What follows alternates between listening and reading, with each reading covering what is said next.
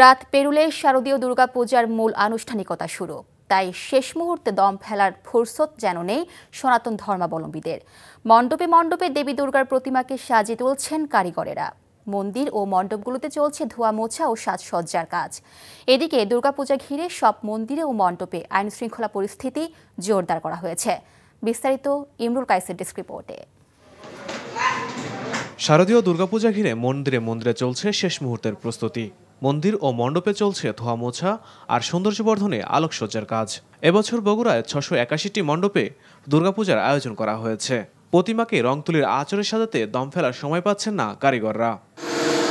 দুর্গাপূজা ঘিরে জয়পুরহাটের মন্দির ও পূজা মণ্ডপগুলো সরব হয়ে উঠেছে।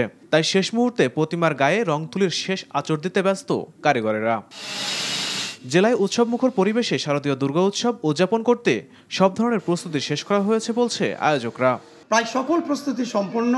আমরা প্রশাসন, আইন শৃঙ্খলা বাহিনী এবং সকলের সহযোগিতায় আমরা শান্তিপূর্ণভাবে পূজা প্রতিপালন করতে পারবো বলে আশাবাদী। জেলার 5টি উপজেলায় 291টি মন্দির ও পূজা মণ্ডপে 5 দিনব্যাপী শারদীয় দুর্গা উৎসব ঘিরে জেলা জুড়ে জোরদার করা হয়েছে আইন শৃঙ্খলা পরিস্থিতি। আমাদের প্রত্যেকটা মন্দিরে 500 মেট্রিক টন চাল বরাদ্দ দিয়েছে এবং চালও বিতরণ শুরু হয়েছে। পাশাপাশি আইন শৃঙ্খলা, রাজনৈতিক নেতৃবৃন্দ আমাদের পূজা মণ্ডপকে নিরাপত্তার জন্য যথেষ্ট সহযোগিতা চেষ্টা করতেছে। আমরা আশা করি বিগত বছরের তুলনায় বছর আরও সুন্দর উৎসবমুখর পরিবেশে শারদীয় উৎসব পালন করা যাবে। রোববার মহাষষ্ঠীর মধ্য দিয়ে দুর্গাপূজার মূল আনুষ্ঠানিকতা শুরু হবে। Imrul Kayes, NTV news desk. Bundle থাকলে প্রতি সেনমানিতে টাকা বাঁচবে।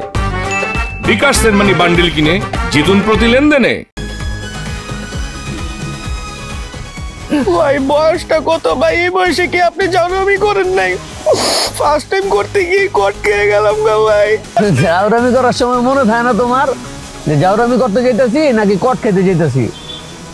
হাই ভাই, আপনি কি একটা কথা বলছেন ভাই? আমার জীবনের একটা বিশাল লার্নিং ভাই, এটা উপদেশ হিসেবে নিলাম ভাই। তাই চাইরা দেন আমরা জায়গা দিলে।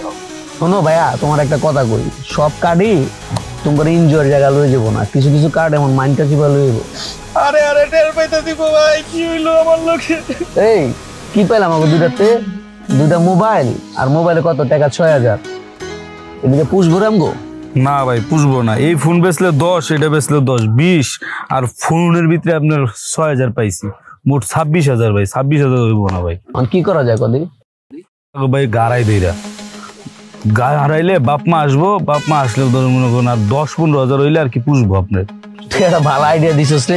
কি কর? ভালো আইডিয়া না ভাই, বাইতে বন্ধন যাবো না কোনো ভাবে ভাই, বাইতে বনি দাও যেত না ভাই। ফোন দিলে মাইরেই লেবো, এনো মাইরে লাইছে বুঝতাছি না কি করব। ফোন তোরা বসছস কি বিপদে? এমন বিপদে তোর বাপ মা ছাড়া আর কেউ এই দুনিয়াতে তোকে সাহায্য করবো না, বুঝছিস তাই না ভাই? আপনি আছেন বুঝার ভাই। আপনি বাইতে ফোন দিলে আপনারা আমার মাইরে লেবেন, এই কষ্ট আপনার করা লাগতো না। বাপ মাই আমার মাইরে লেবো ভাই।